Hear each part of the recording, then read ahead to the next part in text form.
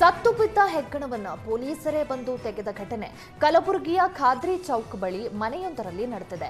3 ದಿನದಿಂದ ಮನೆ ಮುಂದೆ ಹೆಗ್ಗಣ ಸತ್ತು ಬಿದ್ದಿತ್ತು. ಈ ಬಗ್ಗೆ ಪಾಲಿಕೆಗೆ ಮಹಿಳೆ ಕರೆ ಮಾಡಿ ತಿಳಿಸಿದ್ಲು. 3 ದಿನ ಕಳೆದರೂ ಪಾಲಿಕೆ ಅಧಿಕಾರಿಗಳು ಬಾರದೆ ನಿರ್ಲಕ್ಷ್ಯ ವಹಿಸಿದ್ರು. ಕೊನೆಗೆ ಪೊಲೀಸ್ ಸಹಾಯವಾಣಿಗೆ ಮಹಿಳೆ ಕರೆ ಮಾಡಿ ತಿಳಿಸಿದ್ದಾರೆ. ಸ್ಥಳಕ್ಕೆ ಬಂದ ಪೊಲೀಸರಿಗೆ ಶಾಕ್ ಆಗಿತ್ತು. ಕೊನೆಗೆ ಪಾಲಿಕೆ ಮಾಡಬೇಕಾದ ಕೆಲಸವನ್ನ ಸ್ಥಳಕ್ಕೆ ಬಂದಾಯ್ತಲ್ಲ ಅಂತ ಹೆಗ್ಗಣ ಎತ್ತಿ ಪೊಲೀಸರೇ ಬಿಸಾಕಿದ್ದಾರೆ. ಪಾಲಿಕೆ ಅಧಿಕಾರಿಗಳ ನಡೆಗೆ ಸಾರ್ವಜನಿಕ ವಲಯದಲ್ಲಿ ಸಾಕಷ್ಟು ಆಕ್ರೋಶ ವ್ಯಕ್ತವಾಗಿದೆ. ತಮ್ಮದಲ್ಲದ ಕೆಲಸ ನಿಭಾಯಿಸಿ ಮಾನವೀಯತೆ ಮೆರೆದ ಪೊಲೀಸರಿಗೆ ಪ್ರಶಂಸೆ ವ್ಯಕ್ತಪಡಿಸಲಾಗಿದೆ.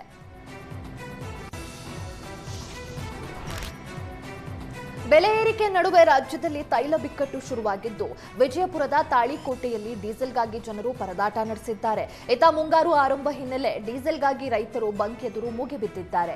ಒಂದೆಡೆ ಟ್ರ್ಯಾಕ್ಟರ್, ಇನ್ನೊಂದೆಡೆ ಕ್ಯಾನ್ ಇಟ್ಟು ಡೀಸೆಲ್ಗಾಗಿ ಕಾಯುತ್ತಿದ್ದಾರೆ. ಉಳುಮೆಗಾಗಿ ಡೀಸೆಲ್ಗೆ ಭಾರಿ ಬೇಡಿಕೆ ಇದೆ. ಉತ್ತಮ ಮಳೆಯಾದ ಹಿನ್ನೆಲೆ ಮುಂಗಾರು ಕೃಷಿ ಚಟುವಟಿಕೆಗೆ ಮುಂದಾದ ರೈತರಿಗೆ ಆರಂಭದಲ್ಲೇ ತೈಲಾಘಾತ ಸಿಕ್ಕಿದೆ. ಈ ಹಿನ್ನೆಲೆ ಡೀಸೆಲ್ಗಾಗಿ ಸರತಿ ಸಾಲಲ್ಲಿ ನಿಂತಿದ್ದು, ಗಲಾಟೆಯಾಗದಂತೆ ಸ್ಥಳಕ್ಕೆ ಪೊಲೀಸರು ದೌಡಾಯಿಸಿ ಬಂದೋಬಸ್ತ್ ನೀಡಿದ್ದಾರೆ.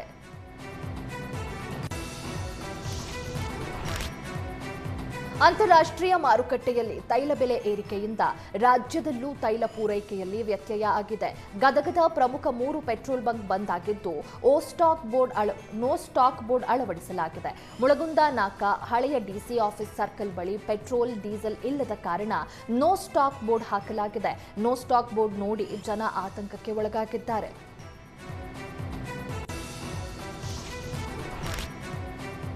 ಮೈಸೂರಿನ ಮೂಗೂರು ತ್ರಿಪುರ ಸುಂದರಿ ದೇವಸ್ಥಾನದಲ್ಲಿ ಪೂಜೆ ವಿಚಾರಕ್ಕೆ ಅರ್ಚಕರ ನಡುವೆ ವಾಗ್ವಾದ ನಡೆದಿದೆ.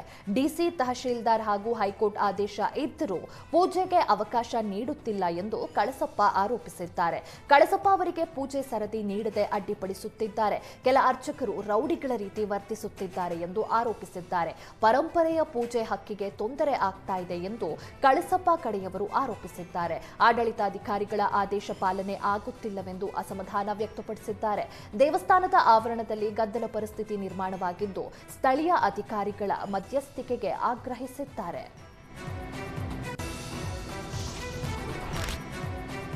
ಚಿಕ್ಕಮಗಳೂರಿನಲ್ಲಿ ಅಭಿವೃದ್ಧಿ ಕೆಲಸಗಳ ಕ್ರೆಡಿಟ್ ಪಡೆಯುವ ವಿಚಾರವಾಗಿ ಕಾಂಗ್ರೆಸ್ ಹಾಗೂ ಬಿಜೆಪಿ ಕಾರ್ಯಕರ್ತರ ನಡುವೆ ಭಾರೀ ಹೈಡ್ರಾಮಾ ನಡೆದಿತ್ತು. ಈ ಬಗ್ಗೆ ಕ್ಷೇತ್ರದ ಮತದಾರರಿಗೆ ಸಿಟಿ ರವಿ ಪತ್ರ ಬರೆದು ಮನದಾಳದ ಮಾತನ್ನ ಹಂಚಿಕೊಂಡಿದ್ದಾರೆ. 20 ವರ್ಷಗಳಿಂದ ಪ್ರೀತಿ ನಿಷ್ಠೆಯ ರಾಜಕಾರಣ ಮಾಡಿದ್ದೀನಿ, ಭೀತಿಯತ್ತಲ್ಲ. ನನ್ನ ವಿರುದ್ಧ ಆರೋಪ ಮಾಡುವವರು ಬದುಕು ಎಷ್ಟು ಸ್ವಚ್ಛ ಎಂದು ನೋಡಿಕೊಳ್ಳಲಿ. ಕಾಮಗಾರಿ ವೀಕ್ಷಣೆಗೆ ಹೋದಾಗ ಕಾಂಗ್ರೆಸ್ ಗೂಂಡಾಗಳು ಅಡ್ಡ ಹಾಕಿದ್ದನ್ನ ಸಮರ್ಥಿಸುತ್ತಾರೆ ಎಂದು ಸಿಟಿ ರವಿ ಪ್ರಶ್ನಿಸಿದ್ದಾರೆ. ನಿನ್ನ ವ್ಯಕ್ತಿತ್ವ, ನಿಷ್ಠೆ, ಸಿದ್ಧಾಂತ, ಆದಾಯ ಎಲ್ಲವೂ ತೆರೆದಿಟ್ಟ ಪುಸ್ತಕ.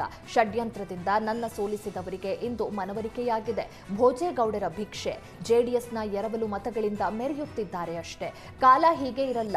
ಪುಟಕ್ಕಿಟ್ಟ ಚಿನ್ನದಂತೆ ಮತ್ತೆ ಬರುತ್ತೇನೆ. ಪರೋಕ್ಷವಾಗಿ ಶಾಸಕ ತಮ್ಮಯ್ಯ ವಿರುದ್ಧ ಸಿಟಿ ರವಿ ವಾಗ್ದಾಳಿ ನಡೆಸಿದ್ದಾರೆ.